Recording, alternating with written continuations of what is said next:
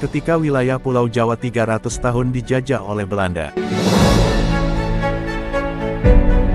Pada saat Belanda melemah, bangsa-bangsa yang telah ditaklukkan Hindia Belanda itu, maka mulailah berjuang untuk merebut kemerdekaan.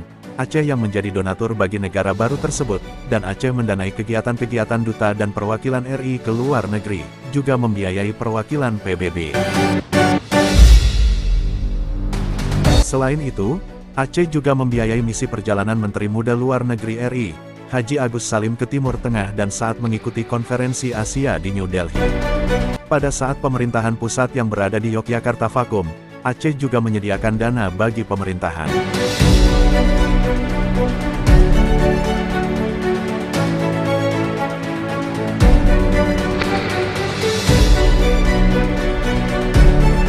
Aceh juga pernah menyumbangkan beberapa pesawat bagi pemerintahan Indonesia. Pesawat itu adalah pesawat jenis Dakota yaitu Selawa RI-001 dan Dakota RI-002 yang dibeli di Singapura, Oktober tahun 1948. Para pengusaha Aceh juga membelikan satu pesawat jenis Afro Anson RI-004 yang dibeli di Thailand. Pesawat itu dibayar dengan menggunakan emas murni dari rakyat Aceh. Jadi, 3 pesawat pemberian Aceh inilah yang menjadi armada pertama negara Indonesia yang dapat menembus blokade udara Belanda.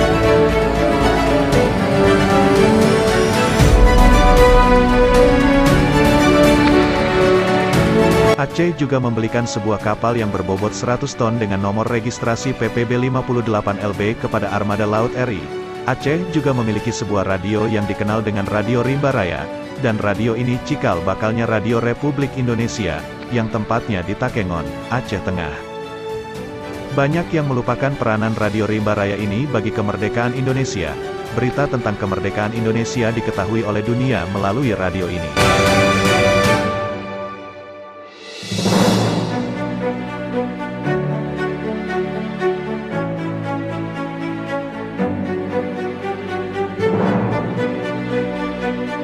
Mengenai Radio Republik Indonesia Kutaraja, pertama kali mengumandang di udara pada tanggal 11 Mei tahun 1947 dengan kekuatan 25 watt melalui gelombang 68 meter. Jangkauan siarannya hanya sekitar Kutaraja, namun dalam perkembangannya tahun 1947 radio ini berhasil dikembangkan menjadi 100 watt, yang jangkauan siarannya sampai ke kota Medan dan Bukit Tinggi. Selanjutnya pada bulan April tahun 1948 radio ini dikembangkan lagi hingga menjadi 325 watt dan mengudara melalui gelombang 33,5 meter dan penyiarannya sudah dapat ditangkap di luar negeri. Ketika Dewan Keamanan Perserikatan Bangsa-Bangsa PBB bersidang membicarakan masalah pertikaian antara Republik Indonesia dengan Belanda, Radio Republik Indonesia Kutaraja ini berulang-ulang mengadakan siaran dengan menyiarkan hasrat, keinginan dan tekad wilayah Nusantara dalam mempertahankan kemerdekaannya.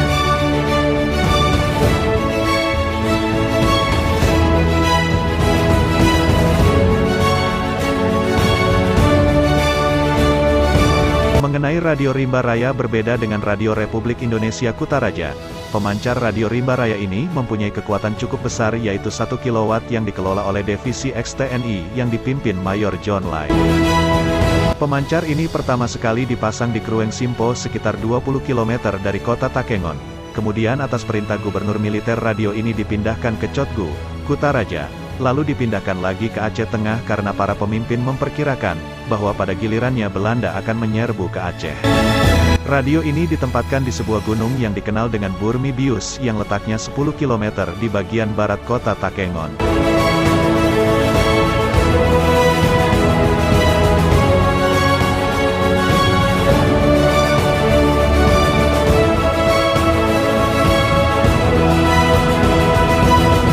Dalam waktu singkat sesuai dengan suasana yang mencekam dan kebutuhan mendesak, pemancar Radio Rimba Raya selesai dibangun yang dikerjakan oleh Westkult, seorang warga negara keturunan Indonesia Jerman bersama rekannya.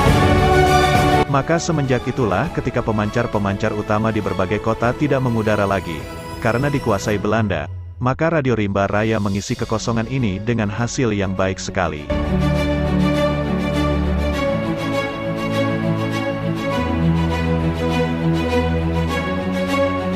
Ketika Radio Batavia dan Radio Hilversum memberitakan bahwa Republik Indonesia sudah tidak ada lagi, karena setelah Yogyakarta dapat direbut disusul pula dengan jatuhnya daerah-daerah kekuasaan Republik Indonesia lainnya, Radio Rimba Raya membantah dengan tegas, yang menegaskan bahwa Republik Indonesia masih ada, Tentara Republik Indonesia masih ada, Pemerintah Republik Indonesia masih ada, dan wilayah Republik Indonesia masih ada. Dan di sini, ada Aceh, wilayah yang masih utuh sepenuhnya, kata siaran radio tersebut. Berita ini dikutip oleh All India Radio, kemudian menyiarkan lagi, sehingga dunia pun mengetahui kebohongan Belanda. Sebetulnya Belanda sudah benar dan tidak bohong, Indonesia tidak ada lagi. Karena pada masa itu wilayah Aceh tidak ada sangkut paut, apalagi jadi bagian negara Republik Indonesia. Karena beberapa tokoh Aceh yang simpati pada kemerdekaan Indonesia waktu itu, hingga pasukan dari Aceh juga pernah melakukan long march menuju front, Medan area, ketika Medan, Sumatera Utara, berhasil dikuasai Belanda. Ini merupakan bentuk komitmen Aceh demi kemerdekaan RI. Hingga saat itu Aceh dikenal sebagai daerah yang memiliki basis pertahanan yang paling kuat di wilayah Sumatera.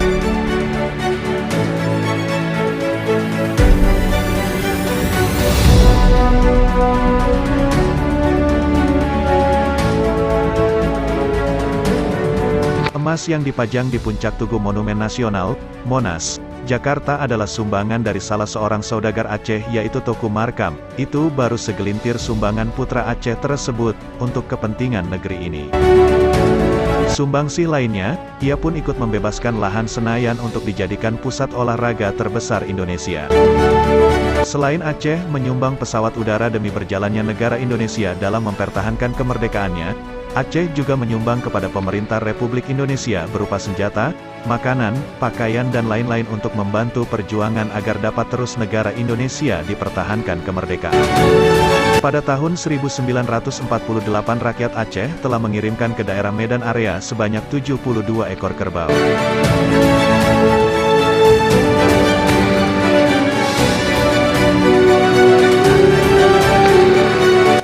Apa balasan setelah merdeka Republik Indonesia kepada bangsa Aceh, setelah segalanya dipertaruhkan? Teuku Markam ditahan selama 8 tahun dengan tuduhan terlibat PKI. Harta kekayaannya diambil alih begitu saja oleh rezim Orba. Aktivitas bisnisnya ditekan habis-habisan, ahli warisnya hidup terlunta-lunta sampai ada yang menderita depresi mental. Hingga kekuasaan Orba berakhir, nama baik Teuku Markam tidak pernah direhabilitir. Anak-anaknya mencoba bertahan hidup dengan segala daya upaya dan memanfaatkan bekas koneksi-koneksi bisnis Teuku Markam. Dan ahli waris Teuku Markam terus berjuang mengembalikan hak-hak orang tuanya.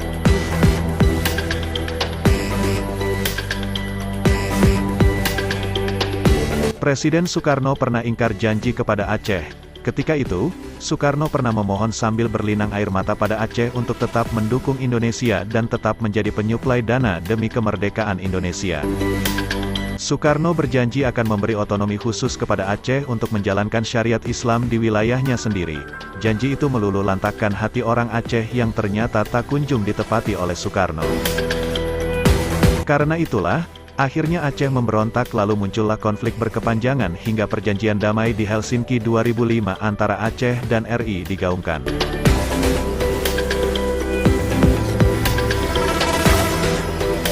Konflik Aceh yang berkecamuk dijawab dengan darurat militer oleh Indonesia dan menjadi ajang genosida, tragedi Simpang KKA, Rumoh Gedong, pembantaian ulama Aceh Tengku Bantakiah, penghilangan paksa aktivis ulama yang menentang kekerasan RI. Itu sedikit dari banyak kasus yang sampai sekarang hanya menjadi kisah pilu bangsa Aceh semata. Pada masa itu seolah-olah Komnas HAM berkata, tidak ada HAM untuk kalian, yang ada HOM, HOM penyang galak ji.